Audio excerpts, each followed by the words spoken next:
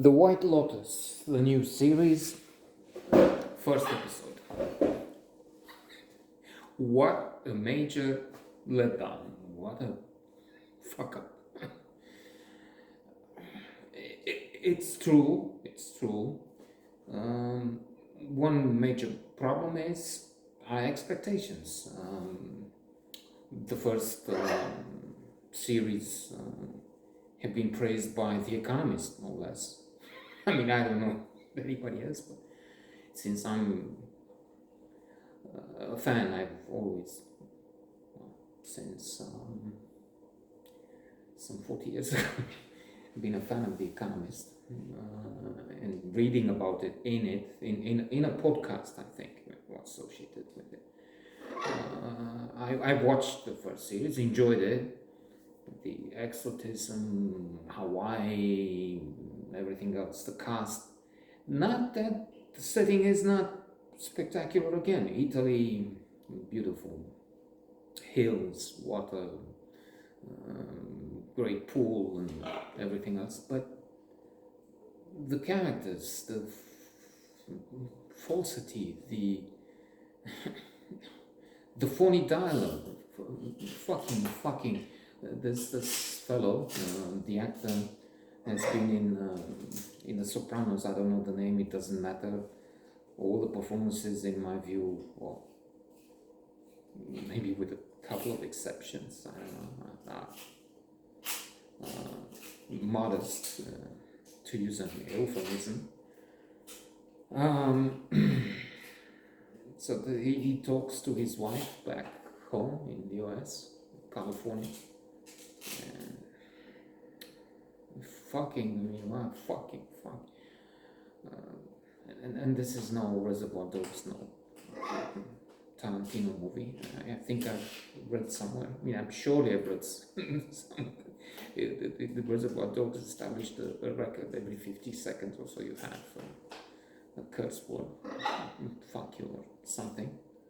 But then that's one of the best 20 movies ever made, and it's not because of the language. It's all in it, and they work together perfectly. Here it's a competition, which is the manager of the hotel in the White Lotus. I mean, that fellow, the acting, the part, and everything was brilliant. It cherry on top, if not the best contribution, one of the best.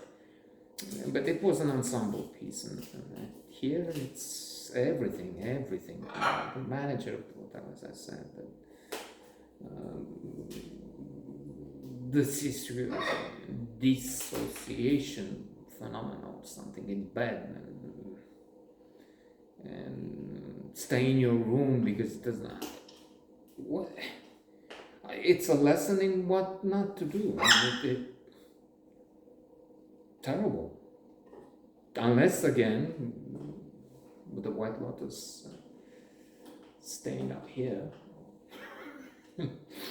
and waiting to be again awed and looking at the stars, and then you have something just terrestrial. It's a big difference, and it looks like a disaster when in fact. And to end with, Abraham Murray. I've seen him recently in another series, horror one. Not that this is not horrible. Also, Guillermo del Toro's Cabinet of Curiosities in the third episode, Autopsy. And he was fine there. He wasn't in his top form. But here he has a role in which he has to fight. He has to be this again. He's an old man and does silly things. He's harassing. He keeps looking at women and saying, "You're busy tonight." I don't know. It doesn't. And you think, okay, old man, he's 80 or something like that, or over. Well, all right, at an age you make mistakes, you don't realize. But he's all, at the same time very present. He's not losing it, and it's a combination. Talk of somebody who stole